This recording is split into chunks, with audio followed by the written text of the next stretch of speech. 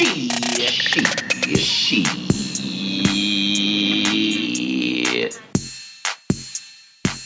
right, are we ready? Yes. Maya? Okay. I'm here. In 5, 4, 3, 2. Look at you.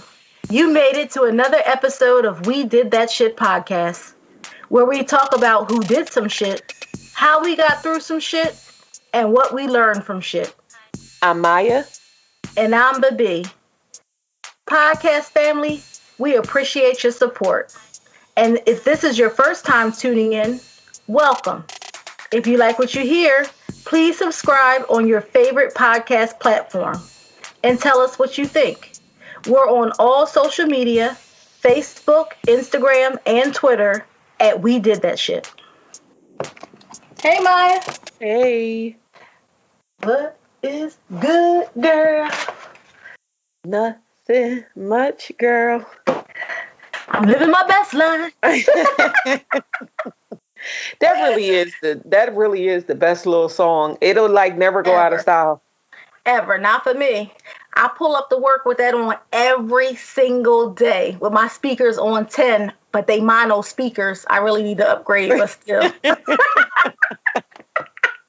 So you can hear it, but you can't hear it. Yeah. Oh, okay. You can hear it, it just don't sound good. Right. That's what it is. Yeah, get you some I don't new care. speakers, honey. I don't care. I'm going to get a whole new car. Fancy. Eventually. Right. Fancy. Eventually. So, what's going on? Nothing much. How was your week? Progressive. Well, My week was progressive. The days just keep muddying together. It's audit season at work, so it's everything is clean up, get that right. So you can come in and check my charts. It'd be perfect and have a nice day. Mm-hmm. So I'm learning not to let things get to me. I'm learning to play well in the sandbox. I really, no, I'm serious. What do you mean? Like, some people really are not team players, and I'm not a team player. I will admit at all. I prefer to do things alone. Like, give me my assignment. Let me either I'm in charge, or like give me my specific assignment. Let me do it, and then here you go, and leave me alone. Mm-hmm. That's kind of how I am. So there are some points of this job where I am the leader of my team, so I don't like dumb people, and there are some people who are weak links, and it's just like, okay, you just got to deal with it, right? And I'm learning to deal with it, right? I'm learning to deal with it. So doesn't matter how old you are, life is still a growth process. But I'm cool. Well, that's good. That's good. I'm glad that you're learning to play in the sandbox and learning to be a team player, because it is definitely important. And yeah, that's good. Yeah. So what's going on with you? Not much. My week this is terrible, because I feel like every time we start recording, I can never remember what I did for the week.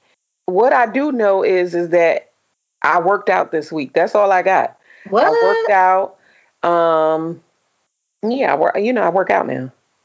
I've been working out. I don't even want to say now, but now I'm taking it a little bit more serious.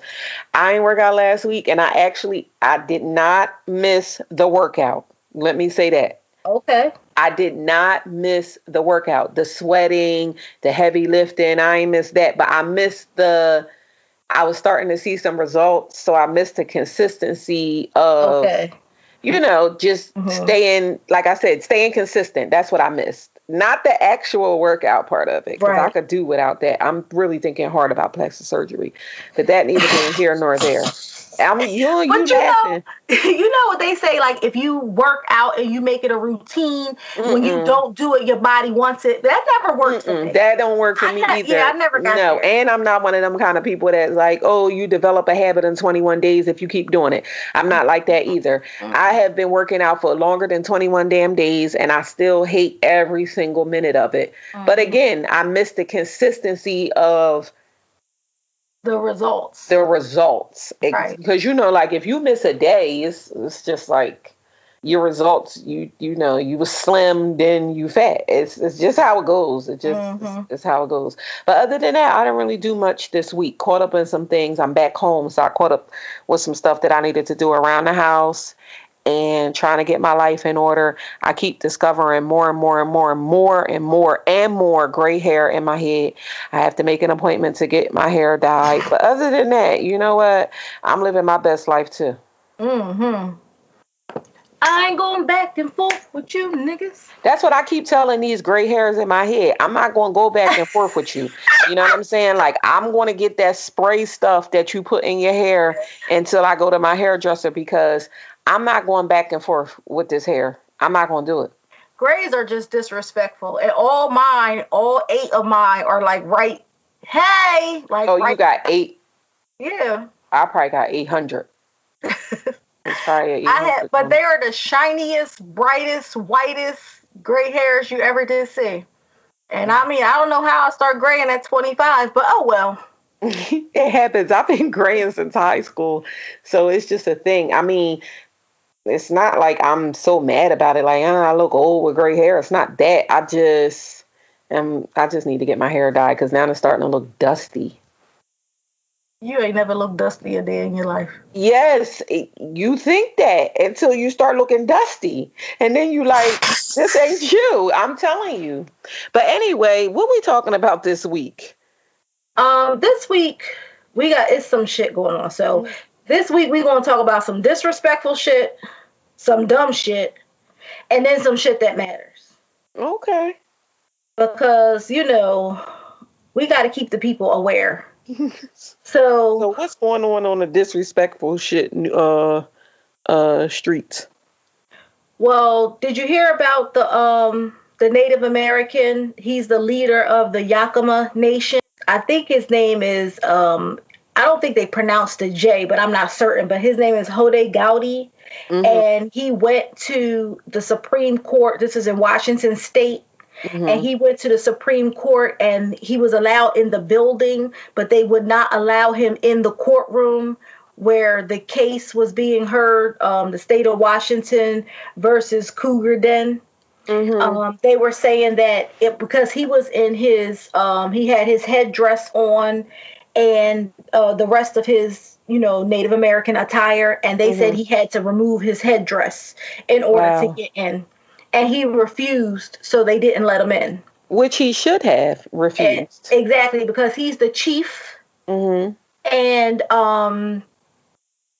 he felt that, and they say that you can keep a headdress on for religious or I forgot, it's another purpose. And they're saying that he didn't meet the requirement, and it is it's their religion, their spiritual, their customs, and he was like, my First Amendment right was being taken away.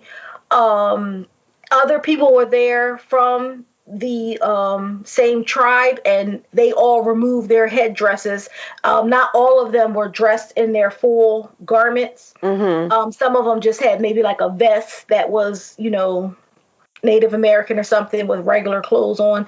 And people were speaking, other people were able to speak during this hearing.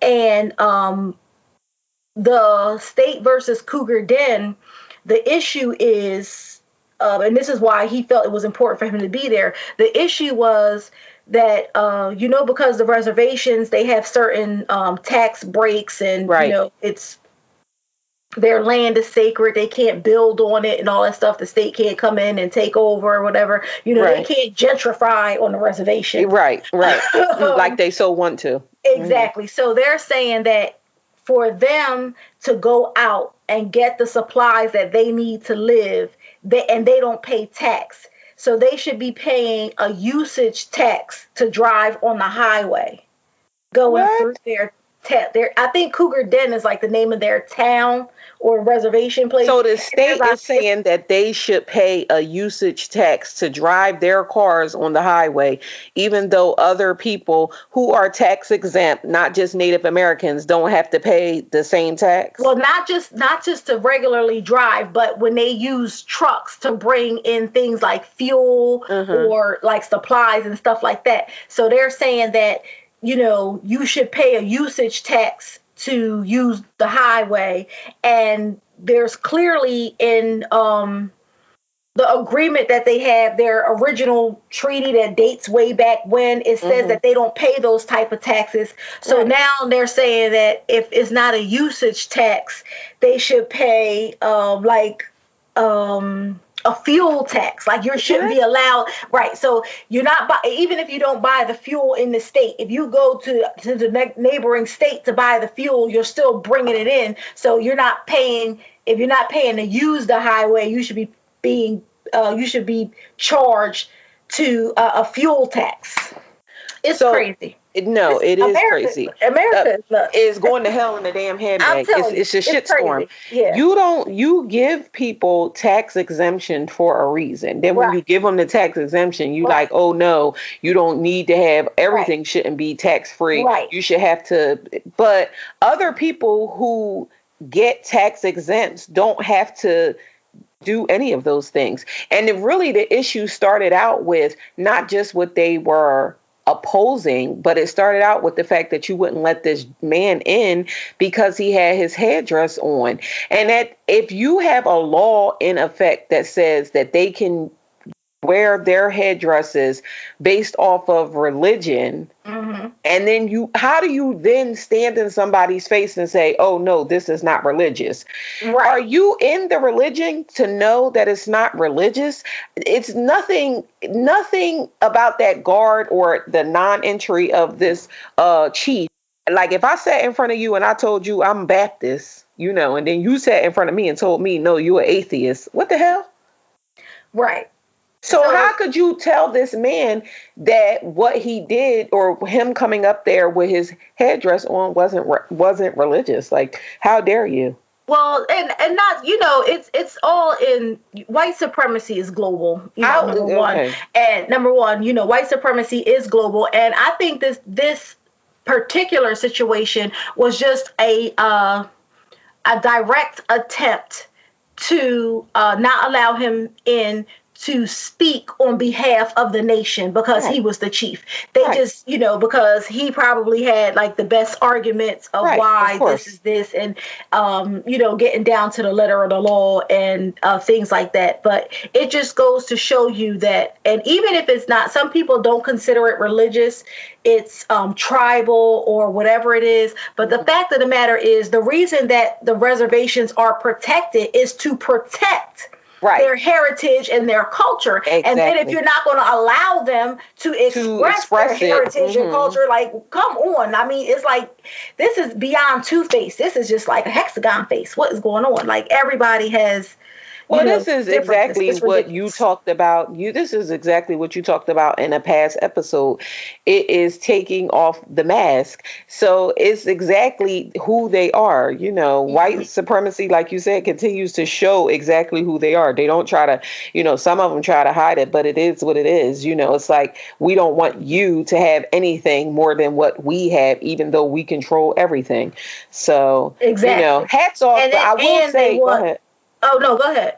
No, I will just say hats off to that chief, that he stood for something, and stood for his right, even if he didn't get to express his feeling or his argument in front of the court. I'm glad that he did not succumb to what they wanted him to do and took off his headrest, and I mean his headdress, excuse me. I'm glad that, even if he didn't, he had other people in there to speak on the behalf of the reservation, and that this went viral and that the story got out there, because it needs things like this. We need to know stuff like this. You would never know, Right. And he's filing a formal complaint, which he should. Yeah. Which he should. Right. Which he should. And I will be following this story. I will be very interested to know what happens next. Right. And I also thought it was interesting, the case that's being heard. And it kills me, because I'm like, they do all of this to protect the reservations, to keep the heritage and all these things. But, the government is still messing with these people. Mm-hmm. You know what I mean? Like, still. You took everything from us. Exactly. And then you gave us a little exactly. To say, hey, we know we took your land from you and everything, but here you go, and then we can't even have that. exactly. Anna, it's like.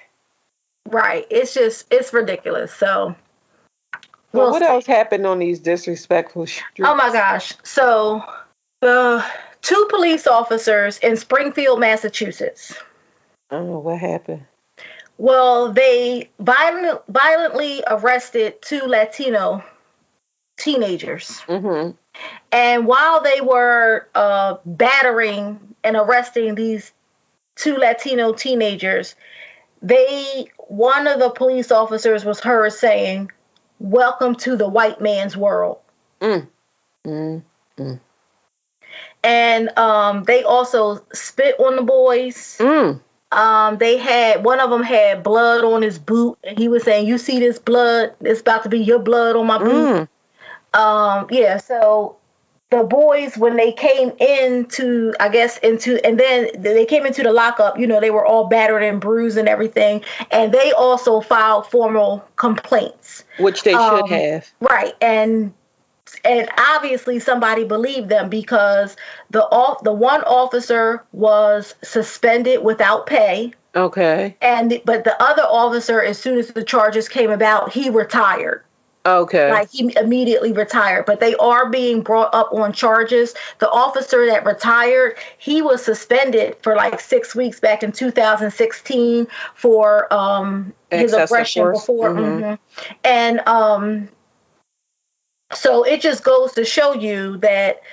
And first of all, I'm glad they're pressing charges. I'm glad he was suspended without pay. Like, we can't keep paying for these people for you to do bad things, exactly, while while things are investigated and things like that. And they also got extra charges because you know how they do. They use all this excessive force, and then when it comes to the booking, they resist an arrest. You don't have anything to put down, right? Whatever, and they just make up. So the charges, they're also being charged with trumping up charges. So that's the disrespectful shit. I mean, I know that, you feel bad for these young men. And people always think like, oh, I can't believe this happened to me, and, stuff like that. And it's just very, it just behooves everyone of color to know that, yes, this could be you too. Yeah, and also that this is happening to us. People aren't put on these forces to protect and serve what they're supposed to be doing. They're not protected and serving you. And this is a prime example of why I do not trust police officers. Incarceration, police forces, things of that nature came into effect after slavery was over, and we'll do a whole episode about that, about mass incarceration and etc. But, these forces came about after slavery was over, because once you freed the slaves, then you had to find something else to lock them up to continue to be slaves. Exactly. And so I have been one of those people who have never trusted the police, because I feel like half of the police force, while you want to say one bad apple don't spoil the bunch, it's good people out there. I said this on a past episode, and I'll continue to say it. If you are a good cop, but you're letting bad cops get away with bad things, then you are a bad cop. Right. And the biggest part of the problem. Right. And I feel, and this is just my opinion, I feel that the vast majority of these white police officers that get onto these forces are racist, and they're taking this power that they have in becoming police officers to do any and everything that they can to people of color. And this is a prime example of it. And that is the reason why I do not trust police officers. I think that police officers are people who were bullied in their life, who finally get some power, and then they do everything that they can to exert that power because they didn't have power when they were getting bullied. And I believe that. And there's too many examples of bad cops coming out for me to say, you know what, not all cops are the same way. I don't trust them. I don't trust them to do anything for me. I don't trust them to protect me. I don't trust them to serve me. I don't trust them to do nothing. You know what I trust cops to do? Direct traffic, because that's what they're good at. Now, somebody won't run through a red light. I'm serious. Somebody won't run through a red light if they see officers there and they directing traffic. And that's what I trust cops to do. I don't trust them to do nothing else, especially not to people that look like me or you. Right. Right. And then to say, welcome to the white man's world. Right. Welcome to the white man's world. Well, they ain't lying about that. I will say this. They're not lying about that. Welcome to the white man's world. It is the white man's world. It's been the white man's world. But what the white man needs to do is realize that people of color are taking over the world. And that's why we got so much conflict, because they don't know how to not be in control. And in the coming years, Latino people are going to be the majority of the people on this earth. Right, especially in this country, yes. Statistics show that they are going to be the majority of the people. So all of that, speak English, don't do this, don't do that, welcome to the white man's world. You need to get with it, because in a minute you are going to be in the minority. So that's what I have for disrespectful shit. Now let's move on to the dumb shit. Because I can't even believe the dumb shit. What? So first, I want to talk about the little girl. What's her name? Which little girl? Sweet Feet, Precious, Desire, some shit like that. She got some kind of name like that. Some kind of name like that, like a stripper's name. Desire, Precious, Sweet Feet, something like that. Star Shines, I don't know. But the little girl that was on the Dr. Phil show, who was clearly black, saying that she's Caucasian, she could feel it in her veins. Yes. I had a conversation with somebody else about this, and first, if your first inkling is to say okay, you're dumb, and that's self-hate. But the more she talked, the more she spoke, this has to be fake. This really cannot be real. It can't be real. And her mom is on TV saying, I told her, isn't this crazy? And what I found myself thinking was, now this is crazy. I know this might sound crazy, but I was thinking parents are supposed to love their children no matter what.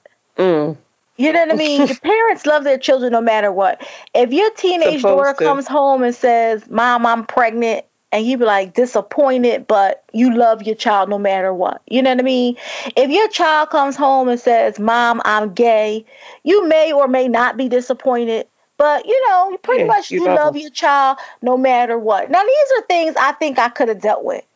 But if my child was around here saying, with all this brown skin and a perm in her hair, talking about she's Caucasian, she can feel it in her veins. You might have to think twice about how much you love your child. I don't know if I could be claiming her. Well, I don't know.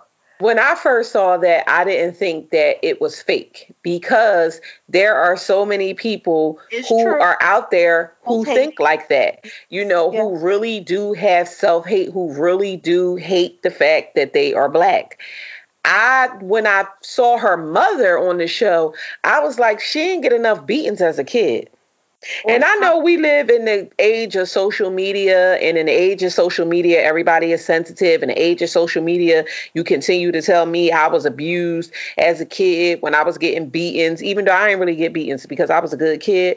But, I didn't know wrong, but at all. But not at all. But so, social media is telling me that I was mentally scarred, and I'm going to continue to grow, and I'm going to have all of these demons that's going to put me, be in my face because I was getting beatings as a kid, but what they say in the Bible, that ain't Bibby, that's Bible.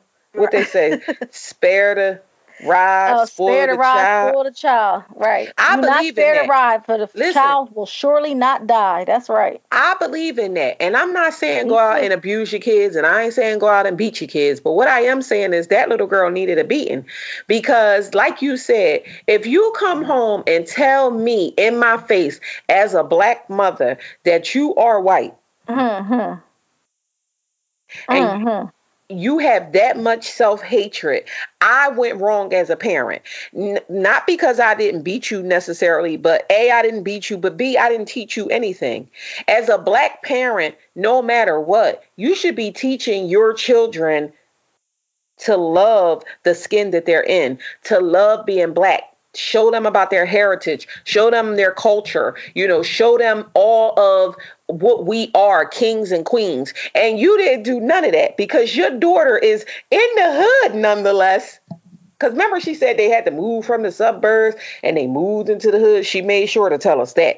Basically, like, oh, she was around nothing but Black kids. And then telling these Black kids that she was white. Then when I had a conversation with you and you told me that this might be fake. After you said it, I said, well, maybe it makes sense because she probably would have been on there talking about how all these Black kids was beating her up. Because that's what I said. It had to be fake because you don't go to school with Black kids talk about you white and they ain't beating you up. It just does not happen. Would not happen. Yeah, exactly. So nobody said nothing to you, like, girl, what you talking jumped about? You at lunch. That's what I'm saying. Because it wasn't even the fact that this is the thing about the little girl. It wasn't the fact that she said that she was white. That wasn't it. It was all of the disrespectful things that she said about Black people. Right. You know what I'm saying? Ghetto, so if you nasty, and monkeys and this, that, and the third. So if you had that same sentiment and you went to school, that's what you would be getting jumped for. Not just because you were saying that you white, because kids would probably laugh at you like, yo, you crazy as hell. So why did we find out that this was fake for real? Or so the sister had an interview with Essence. And she said that the whole thing was fake. The girl just wants to be famous or wants to have memes and wants to be like trending on social media, get more followers. And the mom just did it because she was along for the ride on going to the Dr. Phil show like it was a vacation, and the brother just came, just because it was a free vacation. And the sister also said that Dr. Phil and their producers were aware that this was fake, was right, and that they went on with the show. So that's what the sister said. The sister said this is all fake, and she's angry because the mother their stepfather is a white man. What? Yeah, they were raised, and they call him dad. So they were raised by a white man, and he died, and she feels like, and they called him dad or whatever, and the sister feels like they are shaming him, his memory, his legacy, and his family because he took care of them their whole life, and now for her to, to put this out there, it's just, shaming him, and she's doing it to save her dad's reputation because he was a good man. He was a good man, Savannah. Yeah. No, I don't, what? That doesn't, I mean, it might be fake and all of that, but the sister, like, is shaming his legacy. How is it shaming his legacy? Because the girl is saying that she's white? I mean, I'm confused on that part. I know we can't digest everything or dissect everything, but I'm confused on that shaming of the legacy. But what I will say is what we said stands firm. The mother has no sense because you allowed your child to do this and say, oh, yeah, let's go and do this just because we want to go get a free trip to New York. So you allowed your child and you to look like dumbasses on national TV just to get a free trip to New York. Write a charity, girl. But anyway. I'm just saying, white people don't use cream of nature. I'm just saying. It's crazy. So, yeah, but not cream of nature. Not red, not dark and lovely. I mean, prayers for them because they truly need some healing in that family. Seriously. You can save up and go to Vegas if you want a vacation. And social media is really destroying they was all over it. Mm-hmm. No, social media is destroying people's lives. Even some people's lives is making it better, but some people's lives is destroying. And this is one of them because you want to be trending on social media. You have no sense of anything that you would rather trend on social media than to look like a stone cold idiot on TV. And they don't even see it as an idiot. And you know what else kills me about this? Well, not this in particular, but social media. And people want to be famous more than they want to be rich. Oh yeah, it's all about fame. It's Like, not about the money. It's so many people that are quote unquote famous who are homeless. right. Yeah. Like, that is crazy to me. I'd rather get the dough. Yeah, of course you would. I But that's mean, because you what? grew up in a time where social media wasn't dictating your life and that you wasn't trying to have just people know who you are or look, know your every move or, you know. I don't know. My kids didn't have social media either, so Thank God. yeah, exactly. So, all right, that was some dumb shit. How about the lady who makes too much money to fix her man a plate? Huh? So today on social media, it was a trending topic. A girl put out there, she had a tweet that said, I make six figures and I'm a physician. What I look like making my man's plate. Huh? And I was thinking to myself, at first, when I first read it, I What was like, man? what? Exactly. Right. What man? Because you clearly don't have one. Right. And then when Wait, I looked at it again, I said, oh, she did say that.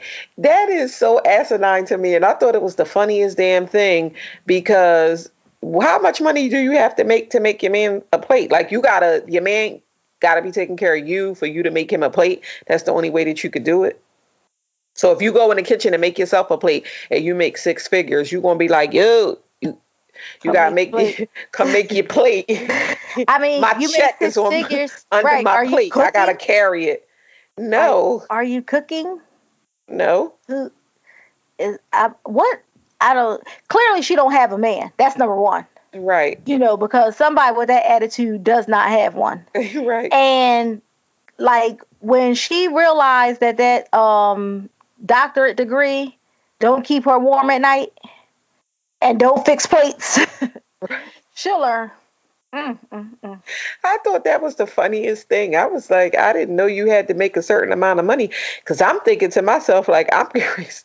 I don't make six figures, but if I did, if I did, if I did, I gotta rethink. When I make six figures, I'm gonna rethink this making plates thing. Social media told me so. I mean, it's crazy. Remember on the Cosby Show when Claire asked Elvin if he would like a cup of coffee, and Yeah, he was talking about, I didn't know you did that kind of thing. right, What kind of thing? Serve, as in serve your man. right. Let me tell you something, Elvin. Exactly. Like, okay, lady, I don't know. Clearly, she didn't watch the Cosby Show. She was too busy studying. I don't know. But No, yeah, that if just goes to show you that it just goes to show you the one thing social media does, it shows you the thought process of people and you are in amazement because things that you never thought that a person would think, they think it, or at least they tweet it. I don't know, boo, if you out there, I'm gonna make you plate. Right. I don't know. Till I make my six figures, but go ahead. I'm just saying, I feel like I'm rich now. Right, You know what I mean? So if I'm gonna make you plate now, it doesn't matter, the right. extra dimes that I get in. I don't know why But that's so funny to me. it is, and you just was like, okay. But I want to talk about the first shit that matters because it's related to our last dumb shit. Hmm. So Dylan Roof, the teenage shooter of The the terrorists. Emmanuel AME Church in Charleston, South Carolina, received the death penalty, As he should have. as he should have. And I don't think he was a teenager because he was born in 1994, so he's about 25, 24, I was going to 25. say he's not a Yeah, teenager. He was he's a competent adult who went right, into a church and murdered people and did so knowing that he knowing was going what to he do was it. doing. It was Exactly. definitely Premeditated, all that. premeditated murder. Yes, and he received the death penalty. And that shit matters because Robert Bowers, the synagogue shooter, Hmm. pled not guilty to all charges today.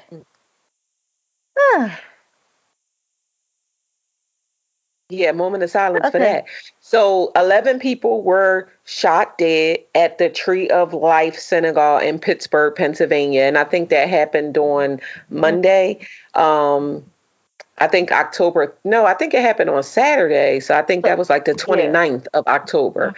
Mhm. Rest in peace to those people. And the vast majority of the 11 people that died were older individuals, like Oh 97, wow. 92 Wow. years old. And for you to live your life, some of those people were Holocaust survivors. And Mhm. then for you to survive something like the Holocaust, live your life, and then to die in this matter, it's just really a sad situation. And the fact that he pled not guilty doesn't surprise me because he doesn't think that he's wrong. These people don't think that they're wrong. These terrorists, these domestic terrorists that the news is not calling domestic terrorists, um, Mhm. which they are, they don't think that they've done anything wrong. They think that they're doing this in the name of, I don't know what, Whoever. sanity Right. or supremacy, you know, because that's what they are. They're white supremacists, and they think that they're doing this in the name of whatever it is that they, believe in. It's just a sad situation. It's just another example of something you can't do. You can't go and praise. And then you have the president of the United States saying, oh, they should have had some security or they should have been armed when they was Mm. in Mm. church. Mm. So a 97-year-old person should have went to church with a gun on their hip so that they wouldn't get killed in a place of worship. Mhm. Mhm. It's really sad, people, that because, and one of the things, Maya, that you always say is, if you about it, be about it. If you so white supremacist, why are you pleading not guilty? Right.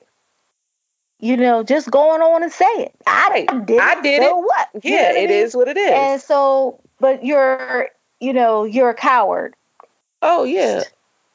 and a terrorist. A coward and So a while terrorist. you hitting here, while the country is so hell bent on closing borders and deporting people and things like that, these terrorists are homegrown. Mm-hmm. Mm-hmm. And the ones that cause the most trouble, they're homegrown. Mm-hmm. And so, again, prayers for the people who lost loved ones, and not just that mass shooting, but a lot of all the mass shootings that are going on in our country.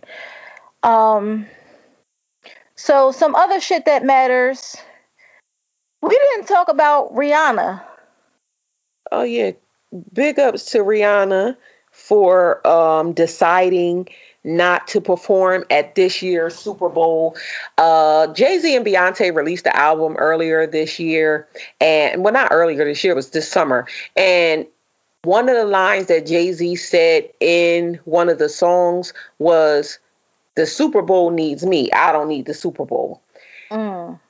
And it's the truth. Rihanna has shown that you can turn down something like the Super Bowl, still be out here getting your coin, and you can stand for something, because at the end of the day, it's always going to be somebody that's going to perform at the Super Bowl. Don't get me wrong. Like, Mm. artists work hard, live their dreams of performing at the Super Bowl. That's not the thing.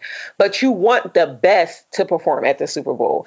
And in the class that Rihanna is in, she's the best. She's the Mm. hottest person out, one of the hottest people that's out right now. So of course you wanted her. And bravo to, I was going to say Beyonce, but Beyonce performed, let that be known, before all of this Colin Kaepernick stuff came out. But anyway, Mm. Rihanna, thanks for standing for something or falling for anything. So I'm just really happy that she said, hell no, I'm good. Right. You know, Like, mad respect to Rihanna for that. they And could get a country singer to go out there and do well, the who's, Super I Bowl. heard Adam Levine is doing it. No, not Adam Levine. Maroon 5. Well, it Adam doesn't. Levine is the lead singer of Maroon 5. Right. I don't know none of those songs. I don't. That one. I don't. None of them. Like, not name one. If you heard one of Maroon 5 songs, you might know it. You That is listen not to the true. country station, so they probably play something. First of all, I don't appreciate you putting my business out in the street. But secondly, You do. I don't. Maroon 5 is not country, And No, but they I might have say some. I have went on the internet and listened to like the chorus of their top 10 biggest hits. I Oh, have you know. never heard any of those songs ever in my life. Well, somebody out there that has heard them, and somebody out there that's going to be real happy that they perform. I'm just happy that Rihanna said no, and I hope that more artists take a page out of her book and say no, they're not going to do certain things. And somebody asked me like, oh, you think it's just because of Colin Kaepernick now all these people? It's not the point of it. Colin Kaepernick is just the face of what has already been going on, the protesting of police brutality. And one thing about Colin Kaepernick that people need to realize that makes him such a relevant figure is he actually lost his livelihood for this. And everything that man said that he was going to do, he did. He said he was going to pledge $1 million. He did that. He said that he was going to not play football no more, whatever. He did that. Well, they ain't give him a chance to play no way, but that neither being here nor there. Everything that he said that he was going to do, he did it. In the past, people have said, I'm going to do this, I'm going to do that, I'm going to do this, and they haven't, and he has. And that's why he's such an important figure. And that's why people are praising him so much. And that's why people are standing with him so much. Yes. So some other shit that matters. Stacey Abrams is in the running to be the first Black governor in Georgia. And this is big because Oprah Winfrey is on the campaign trail. Knocking on doors. Girl. If Oprah knocked on my damn door. First of all, Oprah, this is your last stop, boo, because you coming in. Right. You ain't going to knock on my door, give me a pamphlet, and leave. I'm making you a plate. I'm pouring your sweet tea. Hello. Now, I don't got no garden in my backyard, Oprah, but I'm going to tell you what, I can make some vegetables out that damn refrigerator, and this your last pamphlet you giving out, sweetie, because you coming in. We are going to be talking. Right. Like, oh my goodness, Oprah. Yeah, I think that is like 25 shades of awesome. I just think that, and it just goes to show how, first of all, celebrities are people too. Mm-hmm. And Oprah Winfrey has spoken publicly about her being racially profiled. How everybody, it's hard to imagine, but everybody doesn't know who Oprah is. It's just crazy. And, well, it happened. And to just see someone of her stature, like her influence, actually just come out and say, I'm going to help. It should alert people to the urgency of the matter. And I mean, she didn't knock on doors for Barack Obama. She supported him, but she wasn't out there on the campaign trail. Well, President Obama is going to be campaigning for Stacey Abrams as well. Now, let me just say this. If freaking President Obama knocks on doors, I'm moving to Georgia for a day to get my door knocked on, and then I'm going to come on back to my reality, because I'm telling you, it also, to your point, it speaks to the magnitude of what's going on. Exactly. Like, this is a huge deal. The fact that she even got the nomination was huge. Right. She is neck and neck with this other person who I don't even know his name. She's neck and neck with him. They have been pulling out all the tricks to stop people voter suppression. Yes. A lot of people got out there and they did early voting, and we can't stress this enough on this podcast. Get out there and vote on November 6th. These elections mean more than the presidential election at this point. We need to take control, and we need to have people for us and by us that look like us in these seats, making these decisions. If Stacey Abrams wins, my boss said, I ain't gonna let her win in Georgia, a Black woman. Right. But we have faith that you people out there in Georgia, you could do it. Yeah. And if Oprah knocks on your damn door, you better tell her about We Did That Shit podcast, and that's all I gotta say. Okay, so our last shit that matters. And this is very important because today, at the time of this recording, is the first day of open enrollment. And open enrollment, there is every year, there's a time with Medicare, the Affordable Care Act, or Obamacare, whichever you like to call it, and even people who have insurance on their jobs. Usually they have open enrollment around this time. So for the Affordable Care Act and Medicare, it is open enrollment time. Mm-hmm. Open enrollment has been reduced. I don't know if it's everywhere, but I know in my state, in New Jersey, it used to be 60 days. And now, for the last 2 years, it's only 45 days. Mm-hmm. So you have less time to get more people enrolled in a health care plan. If you had a health care plan from the Marketplace or Affordable Care Act last year and you still have the plan, you have to reapply again. And if you don't have insurance, you are encouraged to apply. Our country does not offer universal health care. Mm-hmm. And, people think United States is considered one of the most developed, richest countries. However, I think we rank in the 30s for healthcare. Mm. So, but with this open enrollment and Affordable Care Act and this whole health insurance issue, the important thing is access to care Mm-hmm. for the disenfranchised, which are mostly communities of color. And that is the most important thing. Now, the one thing we have to consider is, can you afford health insurance? Right. So in a regular family's budget, let's just say a working family, Mm-hmm. if you have children under the age of 18, they can usually get on some state plan if you have moderate or low income. Mm-hmm. And I'm just talking to somebody who maybe works at a fast food restaurant and has 2 children. They still could be living at home or paying subsidized rent, or even people with moderate income.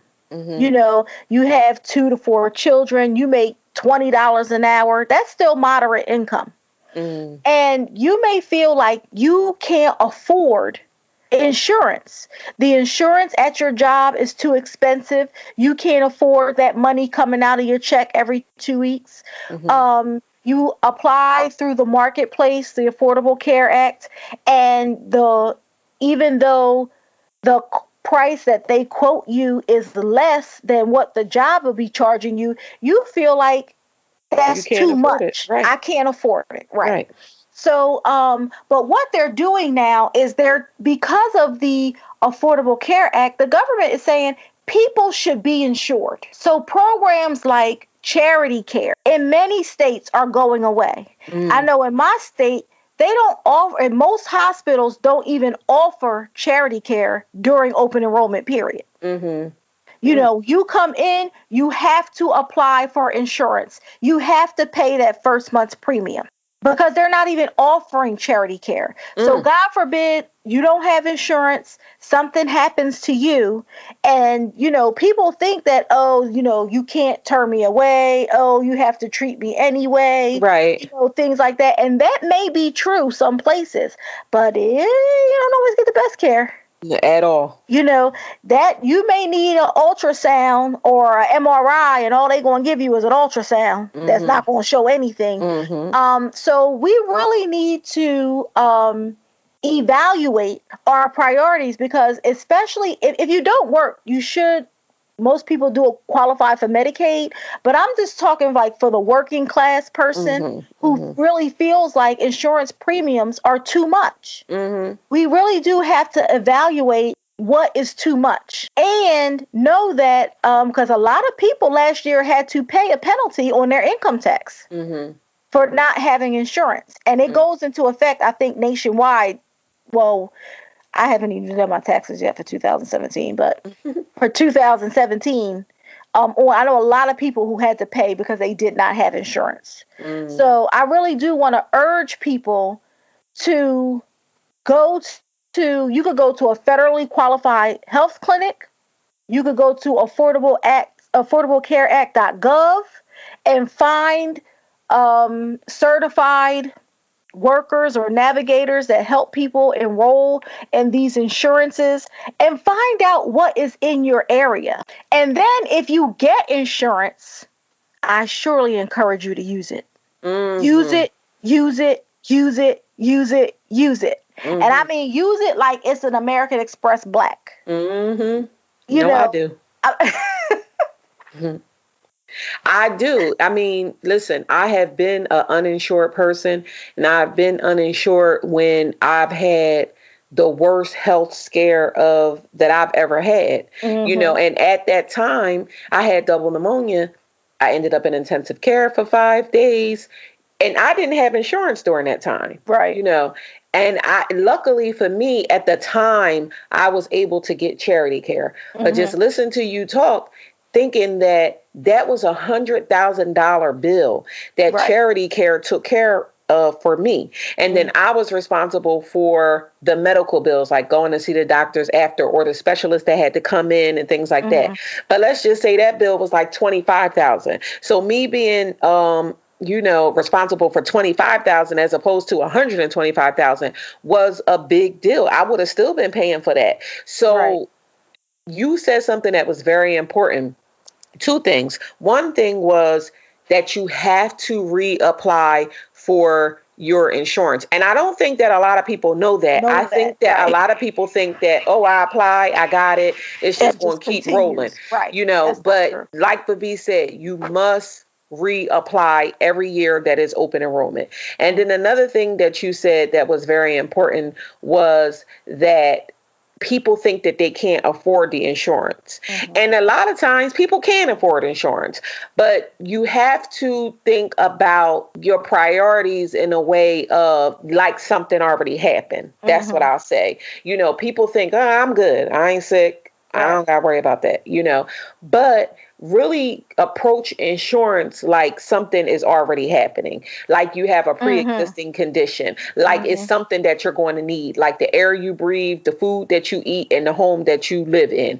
That's kind of how you got to approach insurance. And if you approach it like that, then that money that they take out, and insurance is not cheap at all. It's not. It's not cheap at all.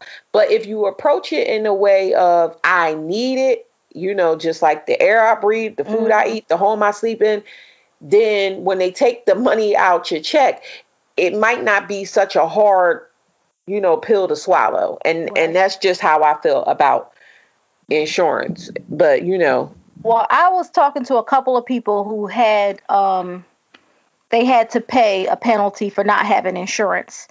And I asked them how much, was the policy. And she said, well, I had to pay $70 a month is what they were asking me to pay for my policy. And I said, oh, well, how much did you have to pay at the for the penalty? She said $500 and some odd dollars. I forgot what she said, but it was almost $600. And I said, so for $100 more, you could have had insurance. Right. And you wouldn't have had to worry about, when I got the sniffles, I can't go anywhere, or this hurts and I can't go anywhere. Right. So at the end of the day, don't be penny wise and dime foolish. Say that again. It's true. Like, it just doesn't make any sense for her to go the whole year and not have insurance. And then at the end of the year, you still have to pay. That, to me, that's a bigger loss. So I could have been paying and got something. Instead, I paid for nothing. And got nothing. That's crazy. So I just was like, yeah. And of course, she, in hindsight, is 2020, because she was like, well, if I would have known that I would have to pay, I would have just went ahead and gotten the insurance. Right. Exactly. So, it's just really important. And I know sometimes, just like in our community, a lot of people don't have life insurance. GoFundMe pages is not life insurance. So, we don't look at those things as necessary. We really don't look at those things as necessary. But, I don't want to be harsh, but eating out is not necessary. you can find, mostly if you're working, you can find a couple extra dollars a month. And now, depending on some chronic illnesses that you may have, there are programs that will help you pay the premiums. That's how bad they want you to be in this marketplace and get insurance. Because I know at my job, if you're HIV positive and you live in New Jersey and you meet the requirements, there is a program that will pay. First, they would pay your first 3 months. That was last year. This year, they'll pay the whole year.